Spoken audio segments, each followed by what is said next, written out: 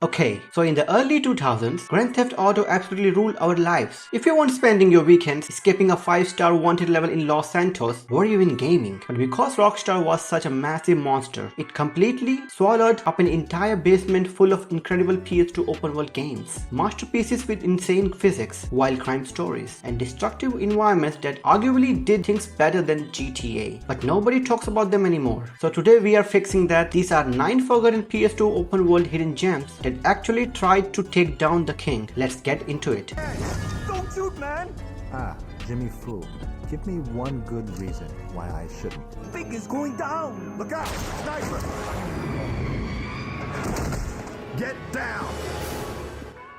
Starting strong at number 9, True Crime, Streets of LA. What if you took GTA, but instead of the criminal, you played as an unhinged rogue LA cop who treats the US Constitution like a suggestion? You play as Nick Kang, and back in 2003, this game map was a massive, mathematically accurate recreation of real-world Los Angeles. You could pull over any random pedestrian, fix them for contraband, and arrest them on the spot. Hands up! Pure corrupt cop simulation vibes. But the most researched, genius feature here, completely branching storyline. If you failed a major car chase or let a main suspect escape, there was no mission failed screen. The game didn't care. The story just dynamically shifted to a completely different chapter. Your failures actually shaped the narrative. Sure, the driving physics felt like stirring a wet bar of soap on a kitchen floor, but the pure 2003 action movie energy makes it a legendary starter pack.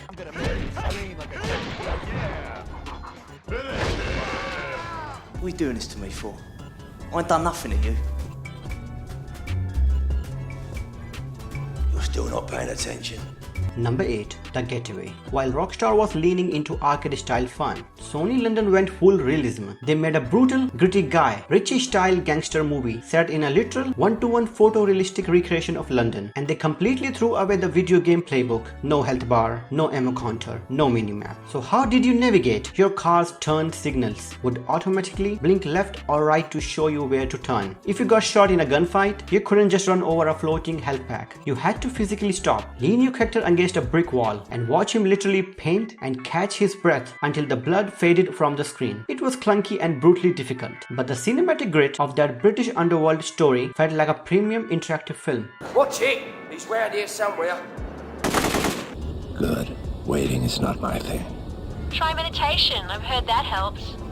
Just get me off this bird and I'll be fine.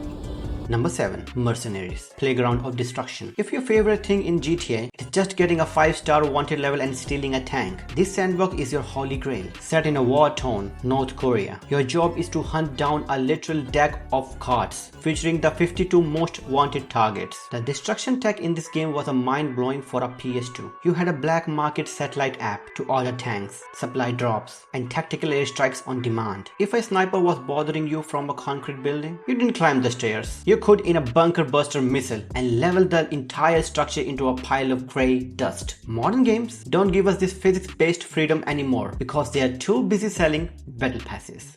Let's go! Let's go!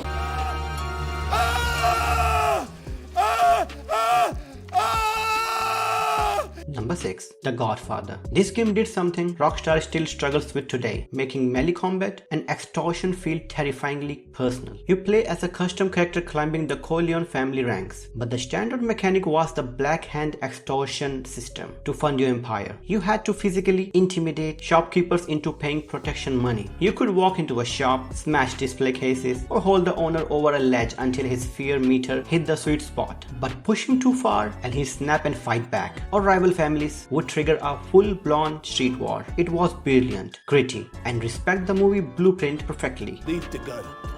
Take the cannoli. It'll give you the get up and go you need to do all the pathetic stuff you have to do. Try new improved Buzz Cola. Cola. Must get Buzz Cola. Number 5 is pure childhood nostalgia fuel. The Simpsons Hit and Run. Look me in the eyes and tell me you didn't spend hours on this. It is literally just Grand Theft Auto, but wrapped in a wholesome yellow toned flavor skin. You explore Springfield, complete absurd missions, and hijack cars. Expect instead of using a gun, Homer or Bart will just politely hop into the passenger seat of a citizen's car, take the wheel, while the NPC just sits there looking mildly confused. The dialogue was written by the actual show writers.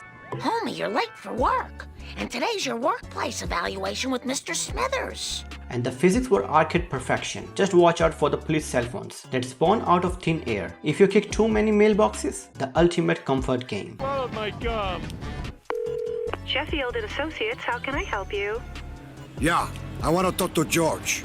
May I ask who's inquiring? Why don't you tell him Tony Montana would like to have a word with him? Number 4. Scarface. The world is yours. Usually movie games are a cheap cash grab, but Radical Entertainment actually cooked here. The game retcons the movie ending. Instead of dying, Tony Montana turns around, shoots the assassin, and has to rebuild his entire drug empire from scratch. And it had a dedicated unironic balls meter. No, I'm not making this up. If you taunted your enemies after shooting them, or survived crazy drive-bys, the meter filled up, unlocking a first-person blind rage mode, where you become completely invincible. With infinite ammo, you could buy exotic cars, henchmen, and customize your mansion from a menu. It genuinely gave Vice City a massive run for its money. People die. My name is Bruce Banner, and this is me. I'm not a person anymore. I'm the Hulk.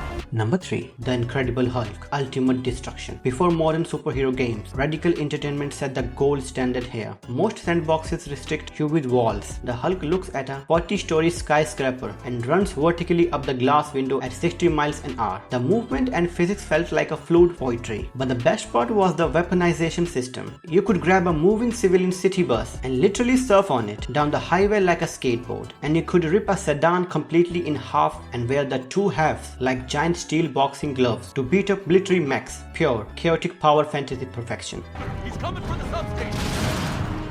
Fate handed me amazing powers, and I made a promise to use those powers to help people.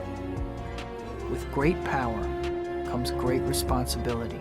Number 2. Spider-Man 2, released in 2004 alongside the Tobey Maguire movie. Hey buddy, MJ and I had a bet going on whether you would actually show up. Thanks, Harry. Hey, MJ.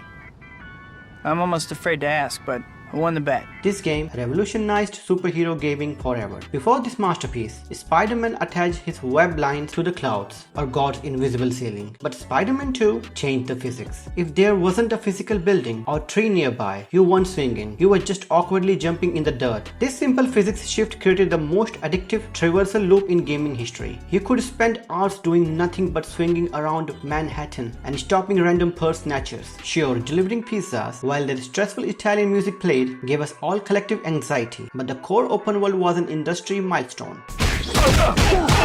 Wise up, kid. You're nothing. You're nobody. Who gives a f? And finally, at the number 1 spot, the ultimate forgotten masterpiece, Driver Parallel Lines. After the buggy disaster of Driver 3, the community gave up on this franchise. But in 2006, they quietly released Parallel Lines, and it has one of the coolest open world gimmicks ever created. The game is split into 2 completely different eras. You start the game in 1978, New York as a hotshot getaway driver. The city has a warm, sepia glow, funk and soul music are blasting, and you are steering heavy 70s muscle cars. But midway through the plot, you get framed. What's going on? Cops are gonna need somebody in the frame. You're it. Me? And set into prison for 28 long years. When you finally walk out of the prison gates, it is 2006. The exact same map has completely evolved. The radio plays modern punk and hip-hop. The brick buildings are modernized. The muscle cars are replaced by a sleek sport cars. And the warm vibe is now a cold, gritty modern New York. Watching an open world dynamically change through a time jump was an incredible technical flex for the PS2. A certified number 1 masterpiece.